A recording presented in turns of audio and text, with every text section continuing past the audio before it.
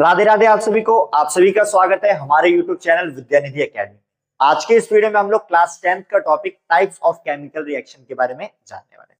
इस वीडियो में हम सारे केमिकल रिएक्शन के टाइप्स जानेंगे, उसके बहुत सारे एग्जाम्पल जानेंगे, साथ साथ में हम एक्टिविटी भी देखेंगे ताकि हमारा कॉन्सेप्ट हमें समझ आए।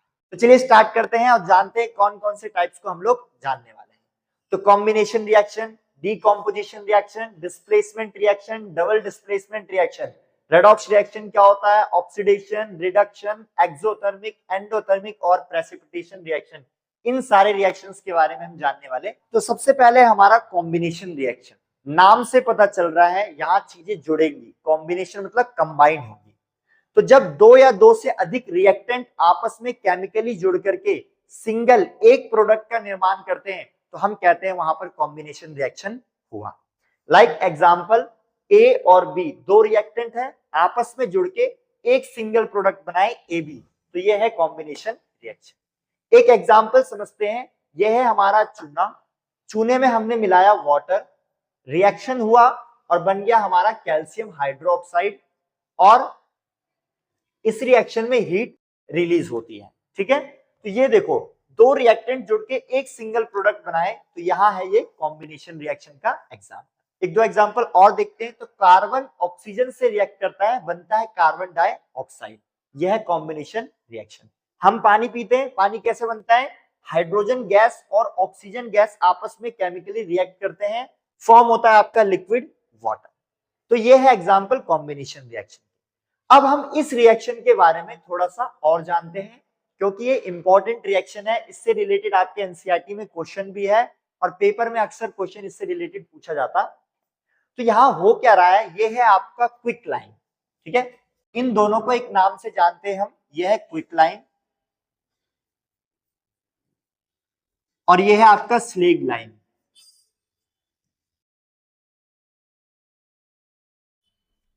ठीक है, आपसे कोई पूछ लेगा what is quick line, CaO, what is slag line, CaOH2, calcium hydroxide, ये कैल्शियम ऑक्साइड। अब इस रिएक्शन को समझते हैं। तो पहले के टाइम में इस रिएक्शन से ही होता था घरों में पेंट। जैसे आज के टाइम में हम लोग डिस्टेंपर की बाल्टी लाते हैं, कलर डालते हैं और तुरंत पेंट कर देते हैं। पहले के टाइम में ऐसा नहीं होता था। पहले हम लोग चूना खरीद के लेके आते थे, उसमें पानी मिलाते थे, फिर उसको 12 घंटे के लिए 15 घंटे के लिए हम उसे छोड़ देते थे, उनके बीच में रिएक्शन होती थी, फिर जाके उसमें हम कलर डालते थे, गोंद डालते थे, फिर हम पेंट किया करते थे। तो वो जो रिएक्शन होती है, चूने में जो पानी मिलाया 12-15 घंटे बाद जो बना, वो है ये कैल्शियम हाइड्रोक्साइड, जिससे हम पेंट किया करते थे। इस रिएक्शन में हीट निकलती है। जब भी आप चूने में पानी मिलाओ, देखो उसका पूरा बीकर गर्म हो जाता है। क्यों? क्योंकि इसमें हीट रिलीज होती है। ठीक है, अब पहले के टाइम में इससे पेंट होता था, आज के समय में नहीं होता है। इसके पीछे दो रीजन है। एक तो इसमें देखो समय लगता है, आप अभी डालोगे कल ही जाके पेंट कर पाओगे, लेकिन डिस्टेंपर क्या है, आज लाओ पेंट कर दो। दूसरा क्या होता था कि इससे जो पेंट की हुई दीवार है ना, उससे अगर आप टच हो जाओ तो पूरा उस पर गंदा हो जाता था, लेकिन आपका जो डिस्टेंपर होता है ये आपके कपड़ों पे लगता नहीं है। तो इसीलिए अब समय के साथ चीजें इंप्रूव हुई और उसका यूज करना हमने बंद कर दिया। अब ये जो हम सेकंड नंबर पे जो रिएक्शन है, इसको हम थोड़ा बहुत समझते हैं क्या है। तो देखो, आपने यहाँ चूने का पानी तैयार कर लिया पेंट करने के लिए।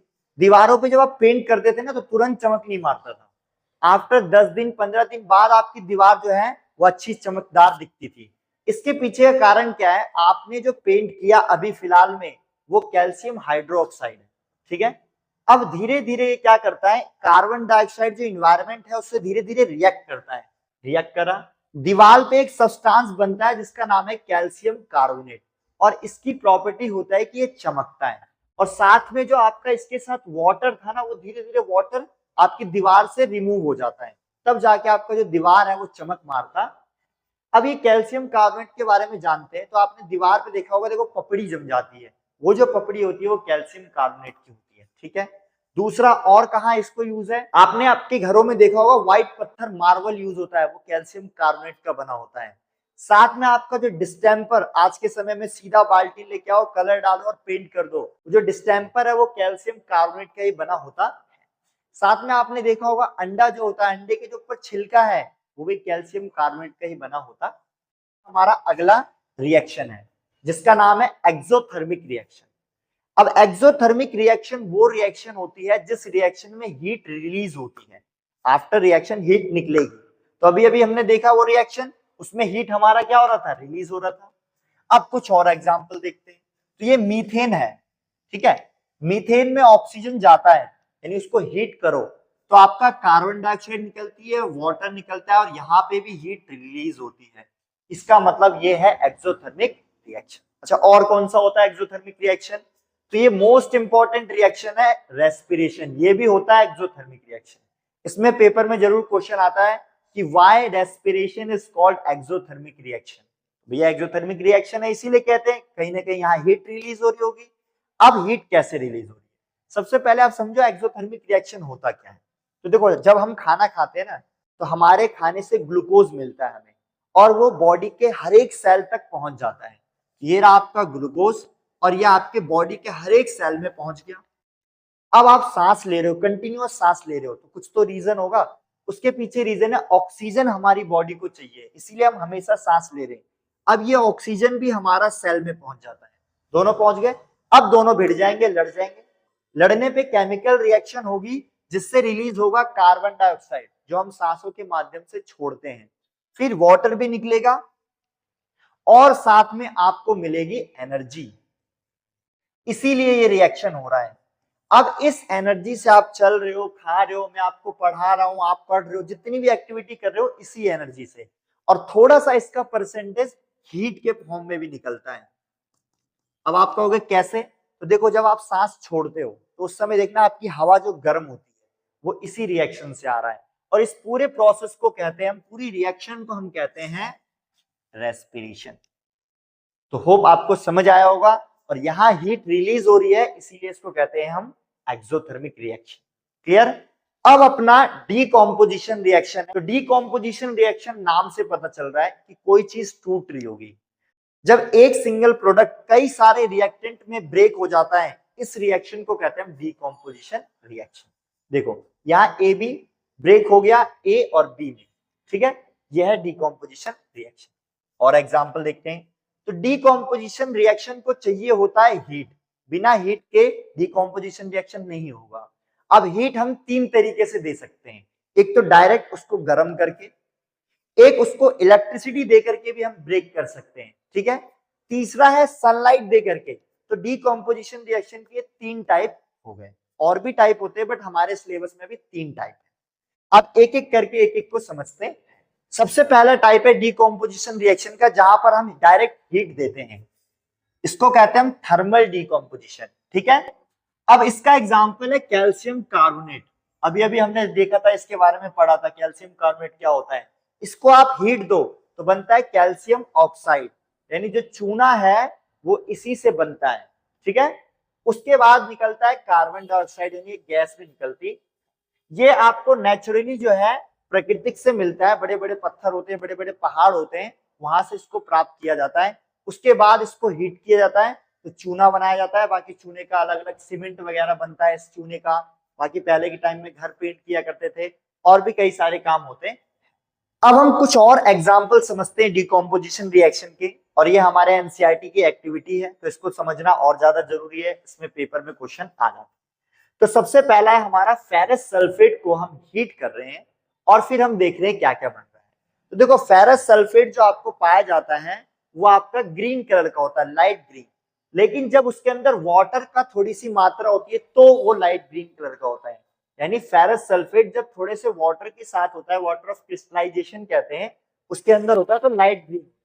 तो सबसे पहले हम इसको हीट करते हैं तो ये बनता है फेरस सल्फेट, जो कि आपको व्हाइट कलर का देखने को मिलता है। अब इसको आप हीट करोगे, डिकम्पोजिशन रिएक्शन देखने को मिलता है हमें। तो ये बनता है हमारा, जब फेरस सल्फेट को आप हीट करते हो तो फेरस ऑक्साइड बनता है, जो कि आपका ब्राउन कलर का होता है, और दो गैसेस निकलती है, सल्फर डाइऑक्साइड और सल्फर ट्राई ऑक्साइड। दूसरा यहाँ पर देखो एक्टिविटी है 1.6, यहाँ पर भी डिकम्पोजिशन रिएक्शन हो रहा है। किसका हो रहा है? तो यहाँ पर है हमारा लेड नाइट्रेट लिया है, लेड नाइट्रेट को मैं हीट कर रहा हूं तो मेरा बन रहा है लेड ऑक्साइड, और नाइट्रोजन डाइऑक्साइड और ऑक्सीजन गैस निकल रही है। अब लेड नाइट्रेट कौन से कलर का होता है? व्हाइट कलर का होता है।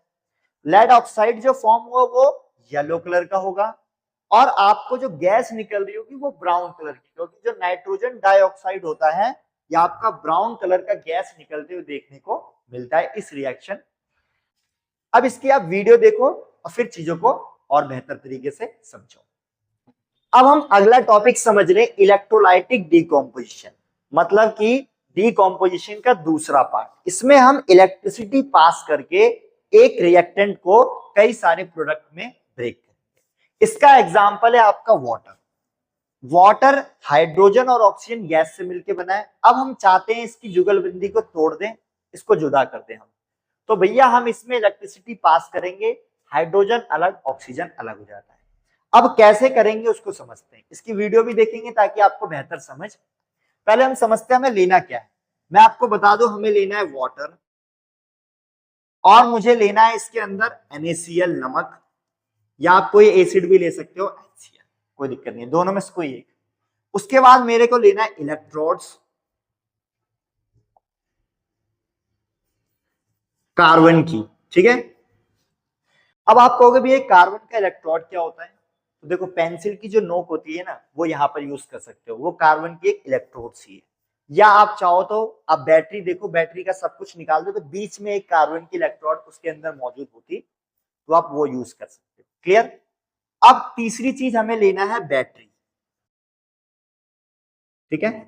अब इन सबको हम कनेक्ट करेंगे, अब कैसे करेंगे वो समझते हैं। फिर आप देखोगे आपका हाइड्रोजन और ऑक्सीजन गैस निकल रहा है, ब्रेक हो रहा है। अब कैसे, मैंने कहा आप वाटर ले लो, ले लिया हमने।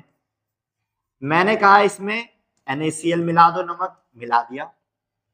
अब इसमें मैंने कहा इलेक्ट्रोड लो, तो इलेक्ट्रोड ले लिया, एक इलेक्ट्रोड यहाँ, एक इलेक्ट्रोड, दोनों को डुबा दिया।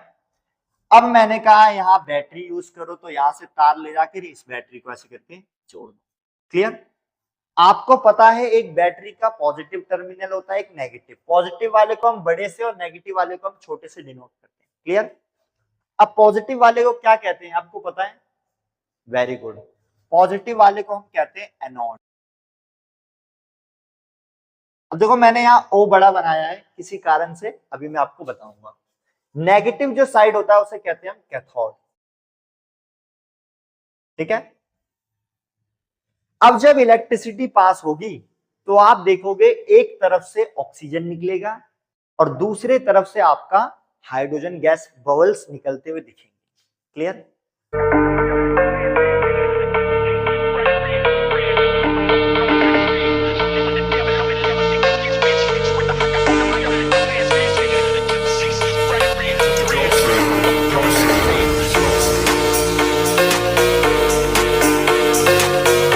अब इससे जो क्वेश्चन आता है वो समझते हैं कि क्वेश्चन किस टाइप का आता है। आपसे पहला क्वेश्चन पूछेगा आपने इसमें NaCl या HCl क्यों यूज करा। दूसरा क्वेश्चन आएगा आपका कि आपका किस तरफ, यानी इस इलेक्ट्रोड या इस इलेक्ट्रोड में किस तरफ हाइड्रोजन निकलेगा, किस तरफ ऑक्सीजन निकलेगा, ये क्वेश्चन आएगा। तो पहले समझते हैं कि NaCl क्यों यूज किया।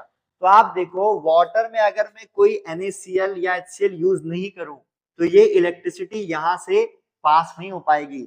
यहां से तो सर्किट है बट यहाँ कोई सर्किट, कोई वायर नहीं ऐड है, तो उस समय हमारा NaCl के कारण ही यहाँ पर इलेक्ट्रिसिटी पास होती। सेकंड, हाइड्रोजन और ऑक्सीजन किस तरफ निकलेगा, एनोड की तरफ या कैथोड, पॉजिटिव की तरफ या नेगेटिव। तो मैंने यहाँ इसीलिए O बड़ा बनाया है, एनोड का O बड़ा। इसका मतलब एनोड की तरफ यानी पॉजिटिव साइड की तरफ हमारा निकलेगा ऑक्सीजन, इधर निकलेगा ऑक्सीजन गैस। कैथोड की साइड हमारा निकलेगा हाइड्रोजन गैस। अच्छा, एक और इंपॉर्टेंट क्वेश्चन आता है इसमें, एक तरफ निकलता है ज्यादा गैस और दूसरी तरफ निकलता है कम गैस। पूछ लेगा किस तरफ ज्यादा गैस निकलेगा, किस तरफ कम, यानी एक तरफ ज्यादा बबल छूट रहे होंगे, एक तरफ स्लो स्लो बबल छूट रहे होंगे, क्यों, तो कौन सी साइड है वो। आप एक मॉलिक्यूल लिखो वाटर का।